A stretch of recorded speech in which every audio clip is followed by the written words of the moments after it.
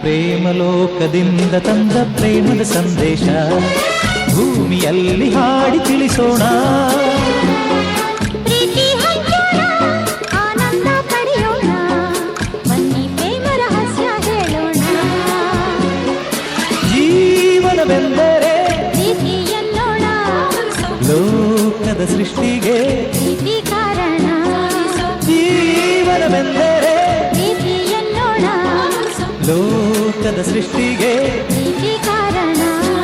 ಪ್ರೇಮಲೋಕದಿಂದ ತಂದ ಪ್ರೇಮದ ಸಂದೇಶ.